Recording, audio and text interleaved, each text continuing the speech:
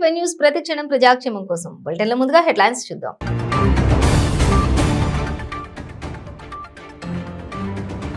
భారత రాష్ట్ర సమితి పార్టీ విస్తరణలో పడ్డ తొలి అడుగు. ఏపీకి చెందిన పలువురు నేతలను పార్టీలోకి ఆహ్వానించిన సీఎం కేసీఆర్.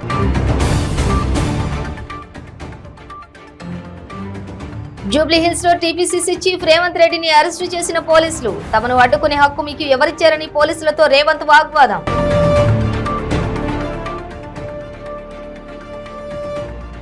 జియాగూడ రంగనాథ స్వామిని దర్శించుకున్న మంత్రి తలసాని. రాష్ట్ర ప్రభుత్వం తరపున స్వామివారికి పట్టు వస్త్రాలు అందజేత.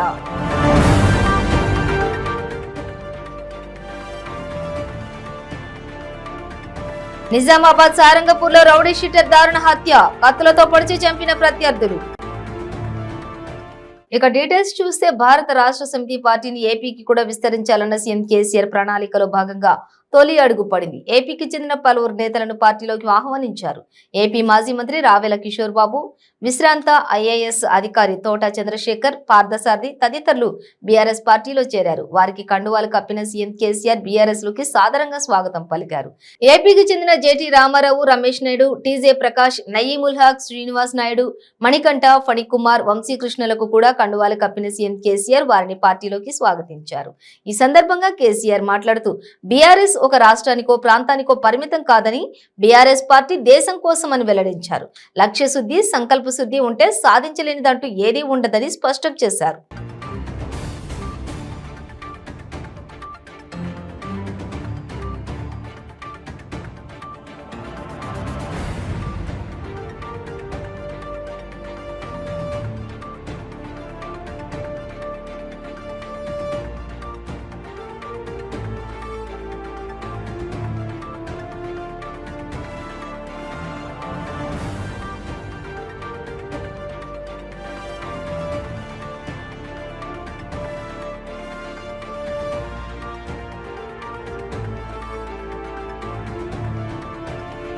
జూబ్లీహిల్స్ లోని తన నివాసం నుంచి టీపీసీసీ చీఫ్ రేవంత్ రెడ్డి ఇంటి నుంచి బయటకు వచ్చిన వెంటనే రేవంత్ ను పోలీసులు అరెస్ట్ చేశారు. ఈ సందర్భంగా పోలీసులతో రేవంత్ వాగ్వాదానికి దిగారు. ఏ నిబంధనలతో తమను అరెస్ట్ చేస్తున్నారని పోలీసులను ప్రశ్నించారు. ఇందిరా పార్క్ లో ధర్నా చేసుకునే హక్కు అందరికీ ఉందని హైకోర్టు చెప్పిందని పేర్కొన్నారు. తమను అడ్డుకునే హక్కు మీకు ఎవరిచ్చారని పోలీసులను రేవంత్ నిలదీశారు. ఇళ్ల ముందుకు వచ్చి అరెస్ట్ చేయడం సరికాదన్నారు. ధర్నాలు చేయకుండానే తెలంగాణ వచ్చిందా అని నిలదీశారు. సర్పంచుల నిధులను ప్రభుత్వం కాజేసిందన్నారు. సర్పంచులు సూసైడ్ చేసుకుంటున్నారని రేవంత్ పేర్కొన్నారు. ఎవరైనా వచ్చి కూర్చొని నిరసన తెలుపొచ్చు. ప్రెసిడెంట్ ఆఫ్ అమెరికా ఇంటి ఎదురుగానే మనిషి ఎవరైనా కూర్చొని నిరసన తెలుపొచ్చు. ఇంతకుముందు ఒకప్పుడు సెక్రటేరియట్ ఎదురుగానే ఉండే, మీకు గుర్తు ఉండాలి, మీరు ఎస్ఐ ఉన్నప్పుడు చాలా మంది అరెస్ట్ చేసి పెనుతల్లి విగ్రహం పక్కనే ధర్నా ఉంది. కరెక్ట్ సెక్రటేరియట్ గేట్ ఎదురుగానే అంజయ్య పార్క్ ఉన్న కాడ ధర్నా ఉండేది. సెక్రటేరియట్ ప్రాబ్లం అవుతుంది ఇంద్ర పార్క్ ధర్నా చౌక్ పేరు పెట్టిన ధర్నా చౌక్. ఎవరైనా ఏం అభ్యంతరం ఉందో అక్కడ పోయి ధర్నా చేసుకోవడానికి గవర్నమెంటే ఒక స్థలం కేటాయించి అక్కడ ఎవరు ధర్నా చేసినా ప్రభుత్వానికి సంబంధించిన ఇంటెలిజెన్స్ అధికారులు రాసుకొని ప్రభుత్వానికి తెలిపిందని చెప్పడానికి పెట్టింది. దానికి స్పెషల్గా పోలీస్ పర్మిషన్ ఫస్ట్ మీరు ఆ ఫండమెంటల్ అర్థమైతే, ఎందుకంటే ఆ ధర్నా చౌక్ మీరు ఎత్తేసినప్పుడు హైకోర్టు క్లియర్గా ఇక్కడ ధర్నా చౌక్ ఉంటుంది, ధర్నా నిరసన తెలుపడం. మీరు దాన్ని అడ్డుకుంటే కంటెంప్ట్ ఆఫ్ కోర్ట్ అయింది ఫస్ట్ పాయింట్. లేదు అక్కడ ఇక్కడ అడ్డుకోనికి అసలు అధికారమే లేదు మీకు. నా ఇంటికి ముందరికి వచ్చినందుకు ఉంటా నేను పేజ్ పెట్టాల్సి వస్తుంది. నా ఇంటికి వచ్చి నన్ను అడ్డుకున్నాను. మీకు ధర్నా చౌక్లో పర్మిషన్ ధర్నాకి ఇవ్వలేదు. అక్కడ ఎవరైనా ధర్నా చేస్తే అక్కడ కస్టడీలో తీసుకోవాలి. రోడ్డు మీద ఏడ కనిపిస్తాడా, ఇంట్లో ఏడుంటాడా, మేము అరెస్ట్ చేస్తామని లేకపోతే మేము అడ్డుకుంటామని, మేము ప్రివెంటివ్ అరెస్ట్ చేస్తామని చేస్తే అది కుదరదు. ఏసీపీ గారు మీరు ఎవరున్నారో మీ అధికారులకు చెప్పండి. ధర్నా చౌక్లో మీకు ఏమైనా అభ్యంతరం ఉంటే అక్కడికి వచ్చినప్పుడు అక్కడ మీకు ఏం కావాలో అక్కడ చేసుకోండి. నేను ఇక్కడ నుంచి అక్కడికి వెళ్ళడానికి అభ్యంతరం పెట్టడానికి మీకు ఎలాంటి హక్కు లేదు. ఎందుకంటే ఇప్పుడు నేను సెక్రటేరియట్ పరిశీలించడానికి పోతున్నాను. ఏంటి ప్రాబ్లం? ఆడ అమరవీరులో స్థూపం కడతలేడు 5 ఏళ్ళ నుంచి. 8 ఏళ్ళ నుంచి కాంట్రాక్టర్ ఇచ్చి లంచం తిన్నాడు, పని చేస్తలేడు. నేను అమరవీరులో నుంచి పరిశీలించాను. తెలంగాణ కోసం చనిపోయిన పిల్లల్ని 8 ఏళ్ళు అయింది. ఆయన 9 నెలల పిల్లలు చచ్చిపోయారు. వాళ్ళ జ్ఞాపకార్థం కట్టాల్సిన అమరవీరుల స్థూపం 60 కోట్లతో మొదలుపెట్టి 250 కోట్లు ఇంకా పూర్తి అవుతుంది. పరిశీలించడానికి పూర్తయింది.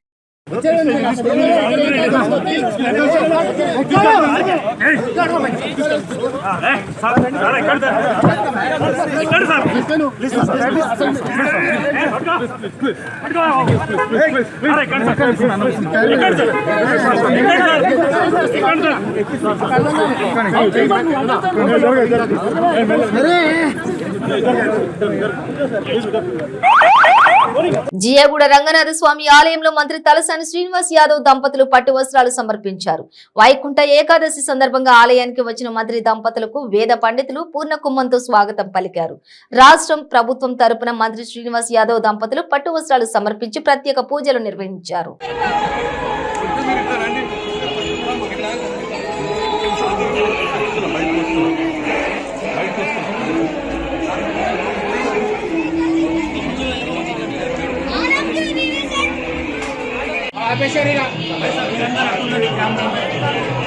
అన్న ఇక్కడ వచ్చేసి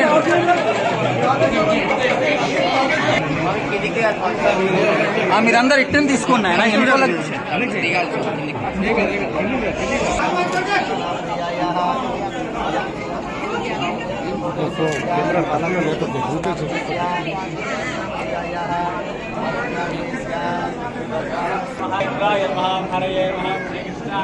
ओम श्रीरंगनाथाय नमः देवेशाय नमः ओम श्रीवत्सलांचनाय नमः हरिणे नमः वनमालिने नमः ओम हलायुधाय नमः बीजापरधराय नमः देवाय नमः नारायणाय नमः ओम वृद्धावृताय नमः गंधर्वकुलाय नमः कस्तूरीधराय नमः ओम शंकराय नमः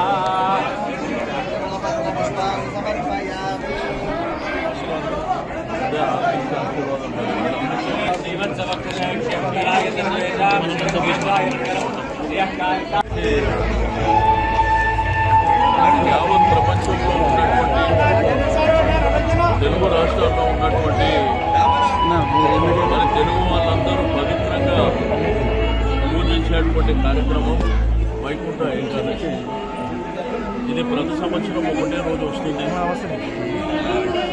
అయితే తిరుమల తిరుపతి శ్రీ వెంకటేశ్వర స్వామి వైకుంఠ ఉత్తర ద్వార ప్రవేశం సంవత్సరానికి ఒకసారి ఆ ద్వారం ఓపెన్ చేస్తారు.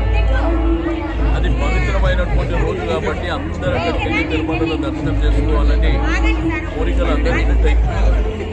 కానీ అక్కడ ఉన్నటువంటి పరిస్థితులు, అక్కడ ఉన్నటువంటి గతి, అక్కడ ఉన్నటువంటి అకామిడేషన్ కానీ లేకపోతే ఎంతవరకు చేయవచ్చో ఆ పరిధి ఉంటుంది. కాబట్టి మిగిలిన వాళ్ళందరూ వివిధ దేవాలయాల్లో ఈ యొక్క కార్యక్రమాన్ని ఈరోజు శ్రీ వెంకటేశ్వర స్వామి దర్శనం చేసుకోవడం అనేది. బట్ ఇక్కడ చియాగూడ ఉన్నటువంటి శ్రీ రంగనాయకుల స్వామి టెంపుల్ మరి ఆచార్య వారు వారి యొక్క కుటుంబ సభ్యులు ఎస్కే చారి గారు వారి కుటుంబ సభ్యులు ఇది తరతరాలుగా మరి ఈ కార్యక్రమాన్ని నిర్వహించడం. తిరుమల తిరుపతి వెంకటేశ్వర స్వామి తర్వాత ఈ చియగూడ రంగనాయకుల స్వామి టెంపుల్గా ప్రత్యేకత ఉంది. మరి తెలంగాణ ముఖ్యమంత్రి గారు నిజామాబాద్ సారంగపూర్లో రౌడీ షీటర్ దారుణ హత్యకు గురయ్యాడు. ఇబ్రహీం ను కత్తులతో పొడిచి చంపారు ప్రత్యర్థులు.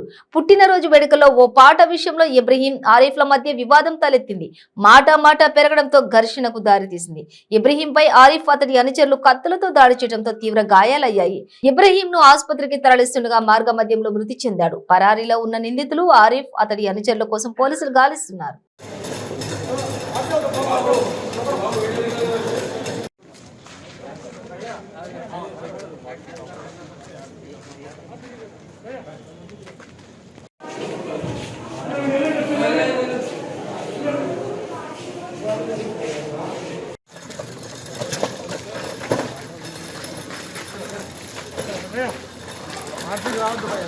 ఆంధ్రప్రదేశ్లోని ప్రభుత్వ ఉద్యోగులకు ఫేషియల్ అటెండెన్స్ విధానం అమల్లోకి వచ్చింది. అయితే ప్రయోగాత్మకంగా 15 రోజుల పాటు ఈ విధానాన్ని సచివాలయంతో పాటు హెచ్ఓడి జిల్లా కార్యాలయాల్లో మాత్రమే అధికారులు అమలు చేశారు. ఈ నెల 16 నుంచి రాష్ట్రంలో ప్రభుత్వ ఆఫీసులో పనిచేస్తున్న ఉద్యోగులకు ఈ విధానాన్ని అమలు చేయనున్నట్లు చెప్పారు. ప్రభుత్వ ఉద్యోగులకు ఇప్పటి వరకు బయోమెట్రిక్ హాజరు అమలు చేస్తూ వచ్చిన ప్రభుత్వం ఉద్యోగుల మరింత రెస్పాన్సిబిలిటీని పెంచేందుకు పారదర్శకత కోసం ఫేషియల్ అటెండెన్స్ ను అమల్లోకి తీసుకొచ్చింది. ప్రభుత్వ కార్యాలయాల్లో పనిచేసే కాంట్రాక్ట్ అవుట్సోర్సింగ్ ఉద్యోగులను కూడా దీనిని తప్పనిసరిగా చేయనుంది. ఇక ఇందుకోసం ఐటీ శాఖ ఇప్పటికే తీసుకొచ్చిన అప్లికేషన్ ను ఉద్యోగులు డౌన్లోడ్ చేసుకుని రోజు హాజరు పలకాల్సి ఉంటుంది.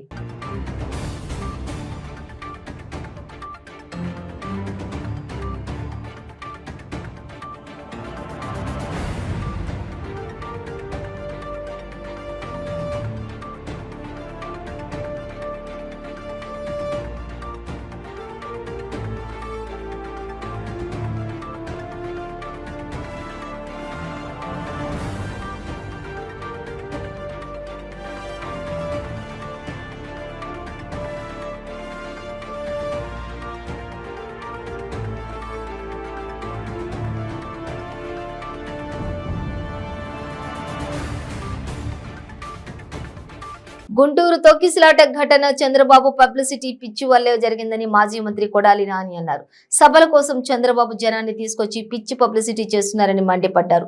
ఇరుకు సందులు చూసుకుని డ్రోన్ కెమెరాలతో షూటింగ్ చేయడం వల్ల మొన్న కందుకూరులో 8 మంది ప్రాణాలు పోగా ఇప్పుడు గుంటూరులో 3 ప్రాణాలు కోల్పోవడం బాధాకరమని అన్నారు. బాబు అధికారంలోకి రావడం కోసం ఎంతమందినైనా పబ్లిసిటీ స్టంట్స్ కి బలి ఇస్తారని కొడాలి నాని విరుచుకుపడ్డారు.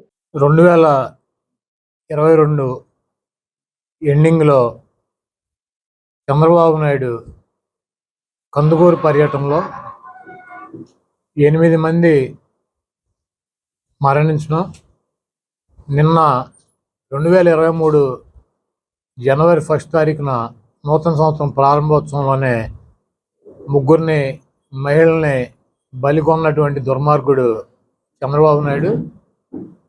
చంద్రబాబు నాయుడికి పబ్లిసిటీ పిచ్చి. అతను వైఎస్ఆర్ కాంగ్రెస్ పార్టీ మీద, జగన్మోహన్ రెడ్డి మీద వ్యతిరేకత ఉంది. నాకు జనం బ్రహ్మరథం పడుతున్నారని చెప్పి చూపించుకోవటానికి కందుకూరులో మెయిన్ రోడ్లు వదిలేసి ఇరుకు సందులు, డ్రైనేజీ గట్టుల మీద మీటింగ్ పెట్టి ఉన్నటువంటి రోడ్డుని ఫ్లెక్సీలతో ఇంకా ఇరుకు చేసి ఆ వెహికల్ మీద ఎక్కి ఇతను మైకేల్ జాక్సన్ లాగా ఒక మైక్ ఒకటి పెట్టుకుని ఇంకా ముందుకెళ్ళి జనం పదండి అని మనందరం కూడా చూసాం. తీసుకువెళ్ళి వాళ్ళని తొక్కిసలాటకు గురి చేసి ఇరుకు సందులో 8 మందిని బలిగొన్నటువంటి దుర్మార్గుడు చంద్రబాబు నాయుడు. అదేవిధంగా నిన్న మహిళల్ని, పేద మహిళల్ని చంద్రన్న కానుకలు ఇస్తున్నారు. అదేవిధంగా మీకు పట్టు చీరలు ఇస్తాం. ఎన్ఆర్ఐ విభాగం ఉయ్యూరు ఫౌండేషన్ అని చెప్పి ఎన్ఆర్ఐలు డబ్బు పట్టుకొచ్చారు. 30,000 మంది మహిళలకి మరి పట్టు చీరలు, చంద్రన్న కానుకలు, సంవత్సరానికి సరిపడా కానుకలు ఇస్తాము, మీరు రండి అని చెప్పి స్లిప్పులు పంచి జనాన్ని గ్యాదర్ తీసుకొచ్చి 1:30 ప్రాంతానికి గ్రౌండ్ అంతా నిండిపోతే చంద్రబాబు నాయుడు కనీసం బుద్ధి లేకుండా, మహిళలు ఎండలో ఉన్నారన్నటువంటి జ్ఞానం లేకుండా, సిగ్గుచారం లేకుండా ఆఫీసులో ఏసీ రూమ్లో కులికి సాయంత్రం చల్లబడినాక 5:30కి వెళ్ళి ఇతను ఊకదంపుడు ఉపన్యాసం. ఇప్పుడు ఒక ఫౌండేషన్ పెట్టి ఆ ఫౌండేషన్ ద్వారా ఏమైనా వస్త్రాలు లేకపోతే కానుకలు పంపిస్తే ఆ ఫౌండేషన్ గురించో లేకపోతే ఇటువంటి కార్యక్రమాలు చేయాలని చెప్తారు. దాన్ని ఒక రాజకీయ వేదికగా మార్చి జగన్మోహన్ రెడ్డి గారిని తిట్టేటువంటి కార్యక్రమం చేశాడు. చేసి పబ్లిసిటీ సరిపోయింది ఆయనకి. 30,000 మంది జనం వచ్చారు, మహిళలను చూపించారు. అదేవిధంగా ఒక 4గురికి ఈయన డయాస్ మీద ఇచ్చి ఈయన దాన్ని వెళ్ళిపోయాడు. ఈ పని పాఠాలు లేనటువంటి వ్యక్తులు ఈ ఆలపాటి రాజా ఆధ్వర్యంలో జరిగినటువంటి ప్రోగ్రాంలో ఈ ఎన్ఆర్ఐలు వీళ్ళకి ఆకు పీకిస్తే మొదలేదో చివరేదో తెలవనటువంటి పిచ్చి ఫౌండేషను వీళ్ళకి లారీలు పెట్టి ఆ లారీల దగ్గరికి టోకెన్లు పట్టురండి ఇస్తామని చెప్తే ఎక్కడ అందవోనని చెప్పి మలక్పేట్ ప్రభుత్వ ఏరియా ఆసుపత్రిలో విధుల్లో ఉన్న సెక్యూరిటీ సిబ్బందిపై కొందరు వ్యక్తులు దాడి చేయడంతో ఉద్రిక్తత వాతావరణం చోటు చేసుకుంది. ఇక దాడికి నిరసనగా వ్యక్తం చేస్తూ వైద్యులు, సిబ్బంది విధులు బహిష్కరించారు. దీంతో రోగులు ఇబ్బందులు పడుతున్నారు.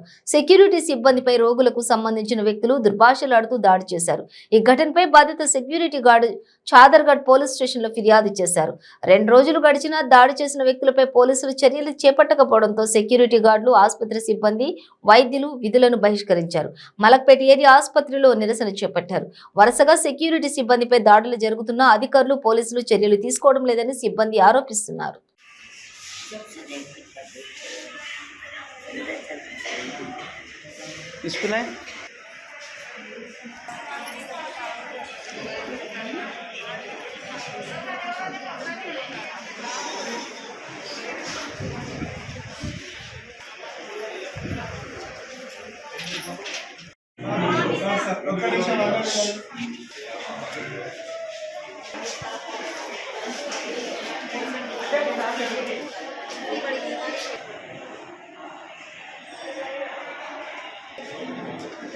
స్టాఫ్ నర్స్ మలక్పేట ఏరియా హాస్పిటల్లో ఇక్కడ ఆ రోజు జరిగింది ఏంటంటే మేమందరం యాక్చువల్గా 2 గంటలకు డ్యూటీలు అయిపోతాయి. కొత్త సంవత్సరం సెన్సస్ ఉన్న సందర్భంగా 3 గంటల వరకు ఉన్నాం.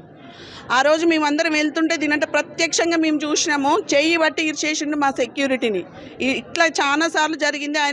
ఆయనను ప్రొటెక్ట్ చేయడానికి ఇంకో సెక్యూరిటీ వచ్చేస్తే అట్లా అన్పార్లమెంటరీ లాంగ్వేజ్ యూజ్ చేసి ఆయనను కొట్టిండు.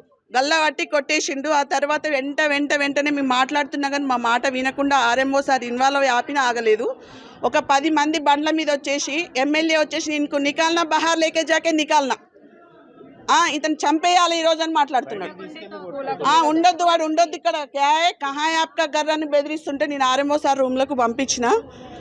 ఆయనను మాత్రం నిన్ను బయటకు వచ్చినాక కూడా ఉండనేమని చెప్పారు. ఆ రోజు మాకు కావాలి ఇక్కడ ఆత్మరక్షణ కావాలి. మేము చాలా పీస్ఫుల్గా మేము వర్క్ చేసుకోవాలా. మేము సర్వీస్ చేయడానికి వచ్చాము ఇక్కడికి.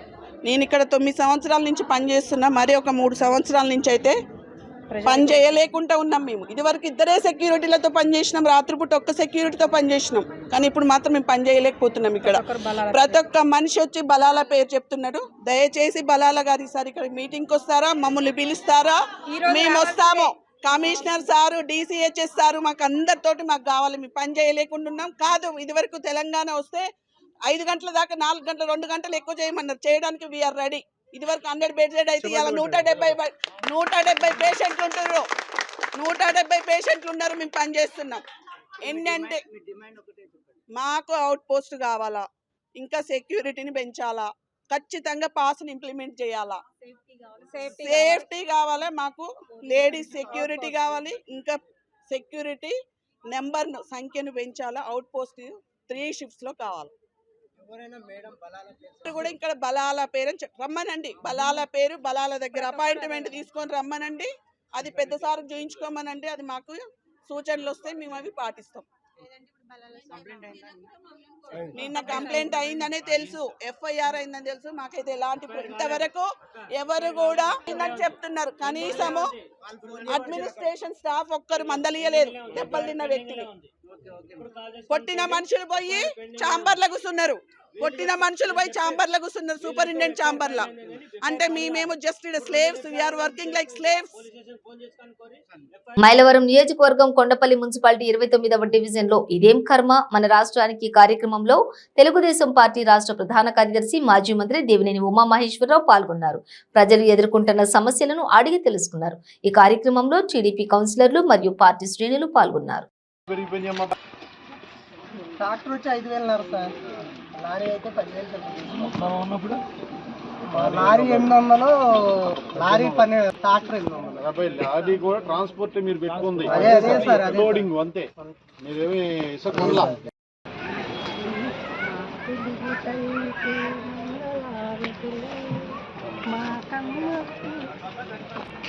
చిట్బాబు గారు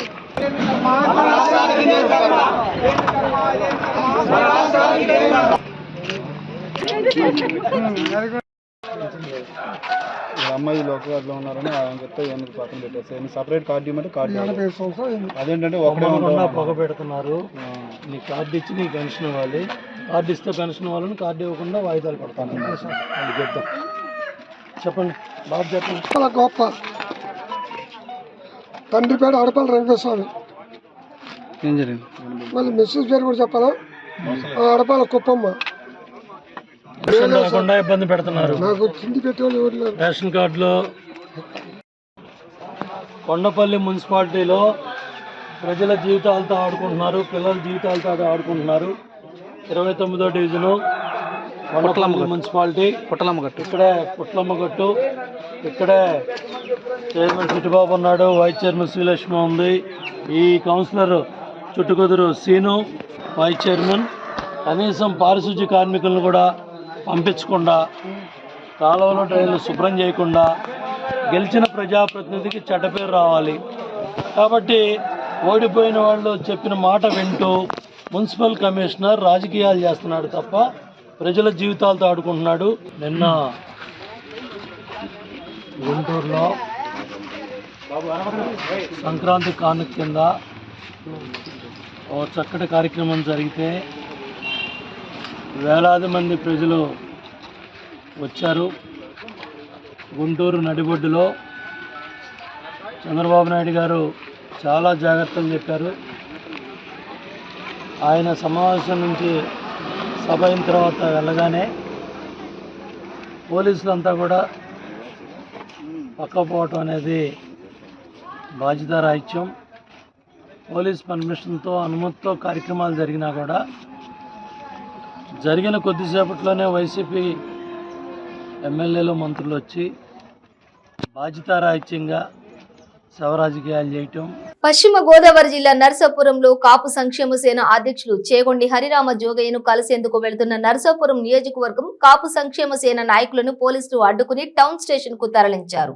ఈ సందర్భంగా వారు మాట్లాడుతూ చేగొండి హరిరామ జోగయ్య అరెస్టు దారుణమని, దీక్షకు మద్దతుగా వెళ్లడానికి పర్మిషన్ లేదని, సెక్షన్ 30 అమలులో ఉందని, తమను అక్రమంగా పోలీసులు అరెస్ట్ చేశారని తెలిపారు.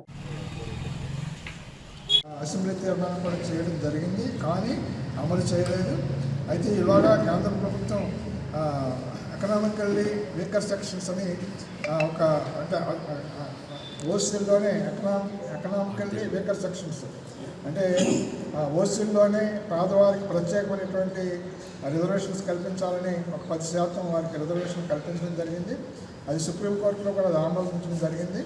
అందులో భాగంగా ఒక 5% ఇవ్వమని చెప్పేసి ప్రస్తుతం ఎంచేతంటే బీసీలుగా చేర్చడం అనేది మరి బీసీలు ఎస్సీలు వ్యతిరేకిస్తున్నారు. కానీ వారు బ్యాక్వర్డ్ అయినప్పుడు వారు బాగా వెనకబడి ఉన్నప్పుడు వారికి ఇచ్చిన రిజర్వేషన్ మరి మిగిలిన వారికి ఇవ్వకూడదని కోరుకోవడం అనేది అన్యాయం.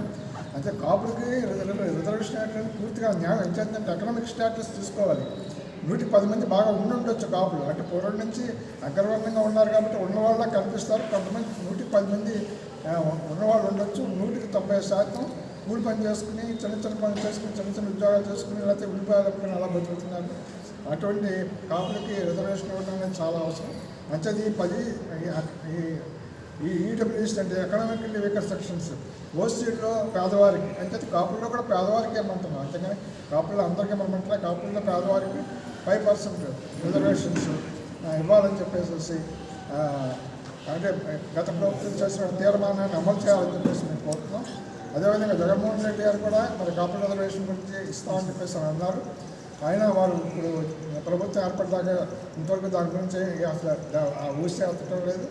అంచేత మరి ఎన్నో రిప్రజెంటేషన్ ఇవ్వడం జరిగింది. హరిరామ జోగయ్య గారు ఆయన మాజీ మంత్రివర్యులు, ఆయన హోమ్ మినిస్టర్ కూడా చేశారు. రాష్ట్ర స్థాయి నాయకులు, మరి కాపుల్లో కూడా పెద్ద నాయకులు, వారు చీఫ్ మినిస్టర్ గారికి రిప్రజెంటేషన్ కూడా చేశారు. మాకు కాపులకు రిజర్వేషన్ ఇవ్వాలని చెప్పి అయినప్పటికీ కూడా స్పందించలేదు. హైదరాబాద్ లోని మంత్రుల నివాస సముదాయంలో తన నివాసంలో వ్యవసాయ శాఖ రూపొందించిన నూతన సంవత్సర క్యాలెండర్ను రాష్ట్ర వ్యవసాయ శాఖ మంత్రి సింగిరెడ్డి నిరంజన్ రెడ్డి హాజరైన వ్యవసాయ శాఖ కార్యదర్శి Raghunandan Rao, MLA Peddi Sudarshan Reddy, MLC Kasireddy Narayana Reddy, marketing director Lakshmibai ఆవిష్కరించారు.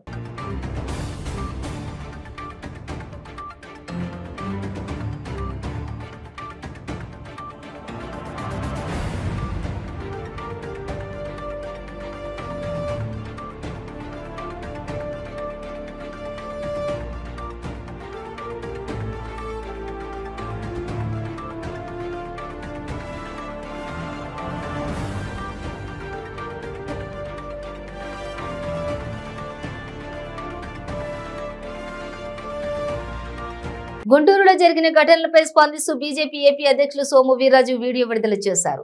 గుంటూరులో జరిగిన సంఘటన చాలా దురదృష్టకరమన్నారు. చనిపోయిన వారి ఆత్మకు శాంతి కలగాలని కోరుతూ వారి కుటుంబ సభ్యులకు తన ప్రగాఢ సానుభూతిని తెలియజేశారు. కందుకూరు ఘటన మరవక ముందే ఇది జరగడం బాధాకరమన్నారు. గుంటూరు ఘటన నిర్వాహకుల వైఫల్యం బయటపడిందని మండిపడ్డారు. ప్రజల ప్రాణాలతో చెలగాటం సరికాదన్నారు. ఇలాంటి దుర్ఘటన రాబోయే రోజుల్లో జరగకుండా జాగ్రత్త పడాలని సూచించారు. ఘటనలు జరగకుండా ప్రభుత్వాలు ప్రతిపక్షాలు ప్రత్యేక చర్యలు తీసుకోవాలన్నారు. నిన్న గుంటూరులో జరిగిన సంఘటన చాలా దురదృష్టకరం. చనిపోయిన వారి ఆత్మకు శాంతి కలగాలని, అదేవిధంగా వారికి సద్గతులు లభించాలని వారి కుటుంబ సభ్యులకు నా ప్రగాఢ సానుభూతి తెలియజేస్తున్నాను. మొన్న కందుకూరులో జరిగిన సంఘటన మరొక ముందే ఇది జరగడం నిర్వాహకుల వైఫల్యం. అమాయకమైన ప్రజల ప్రాణాలతో చెలగాటం సరికాదు. ఇలాంటి దుర్ఘటన రాబోయేటువంటి రోజుల్లో జరగకుండా జాగ్రత్త పడాలి. పాలకపక్షం కానీ ప్రతిపక్షం కానీ అధికారమే పరమావధి అనే ఆలోచనతో ఇలాంటి చర్యలు పేద ప్రజల జీవితాలతో చెలగాటంగా భారతీయ జనతా పార్టీ భావిస్తుంది. బులెటిన్ ముగించే ముందు హెడ్లైన్స్ మరోసారి.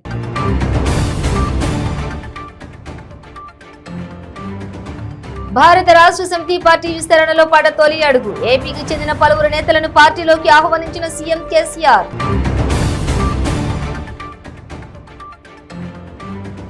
జూబ్లీహిల్స్ లో టీపీసీసీ చీఫ్ రేవంత్ రెడ్డిని అరెస్టు చేసిన పోలీసులు. తమను అడ్డుకునే హక్కు మీకు ఎవరిచ్చారని పోలీసులతో రేవంత్ వాగ్వాదం.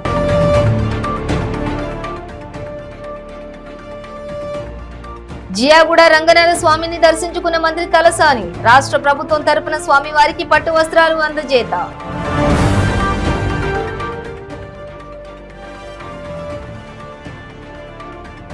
నిజామాబాద్ సారంగపూర్లో రౌడీ షీటర్ దారుణ హత్య. కత్తులతో పొడిచి చంపిన ప్రత్యర్థులు. ఇవి బులెటిన్ డీటెయిల్స్. చూస్తూనే ఉండండి 95 న్యూస్.